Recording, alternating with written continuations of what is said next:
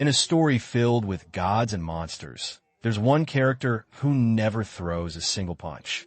And yet, she leaves the deepest bruise, not just on the characters, but on us. Her name is Debbie Grayson. And while Invincible may center around Mark's transformation, Debbie is the story's soul. Its emotional spine, its quiet heart that keeps beating, even when everything else falls apart. At first glance, Debbie is the most normal character in Invincible. She's not a superhero. She's not a villain. She's a real estate agent, a wife, a mom. And in a world like this, where aliens drop from the sky and monsters grow in labs, her normalcy is almost suspicious. It's too perfect. But that's what makes Debbie such a fascinating tragedy. Because beneath the picket fences and family dinners, Debbie is married to a god. And that god is lying to her. For years, Debbie lives a lie she doesn't even know she's living. She believes in Nolan, trusts him, loves him, and the tragedy isn't just that he betrays her. It's that he was never the man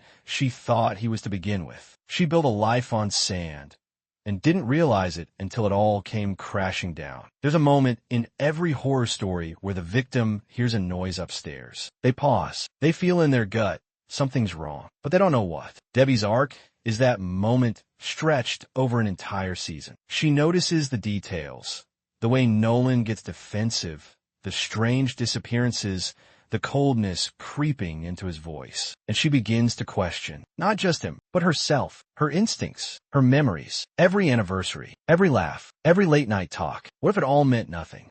She starts to unravel, not in a dramatic, screaming at the sky kind of way, but in the quietest way possible. She starts watching, and we watch her, sitting in rooms with men who lie to her face, hiding her shaking hands behind a glass of red. Because the worst kind of betrayal is the one that wears your husband. Debbie isn't naive. She knows Nolan could end her with a flick of his wrist, but she looks him in the eyes anyway. This man, this god, who once told her he loved her, who fathered her child, who built a life with her, he is a stranger now, and yet, when she speaks, there's no trembling, just pain and resolve. I deserve to know the truth. That line hits different because Debbie isn't just a side character anymore. She's the audience's voice. She's us. She's our heartbreak, our confusion, our anger. She's not asking for answers.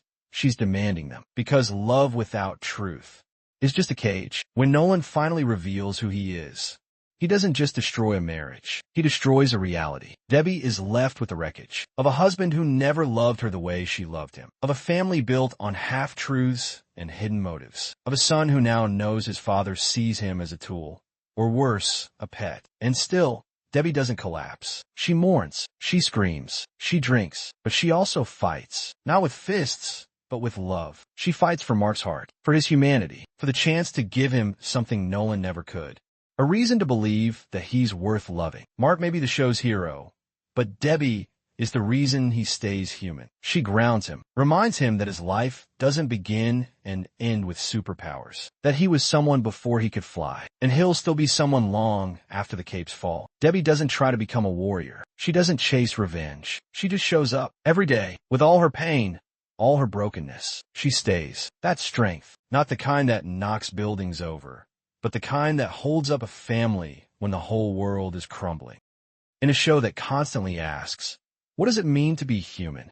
Debbie Grayson is the answer. She's the emotional through line, the eye of the storm, the woman who carries the grief of a world that keeps forgetting her. She doesn't have a flashy arc. She doesn't power up. She doesn't get a redemption story because she doesn't need one. She never stopped being good. That's what makes her powerful. That's what makes her unforgettable. So the next time someone tells you Invincible is about blood and betrayal, tell them it's also about Debbie Grayson, about a woman who lost everything and still had something left to give. Because in the end, the strongest character wasn't the one who flew the highest. It was the one who stayed behind and never let go of her son. Debbie Grayson is the emotional center of Invincible, not in spite of her humanity, but because of it. Thanks for watching, folks. If this one hit you in the chest like it did me, drop a like, hit subscribe, and let's talk about Debbie Grayson down in the comments. Who's your emotional center in Invincible?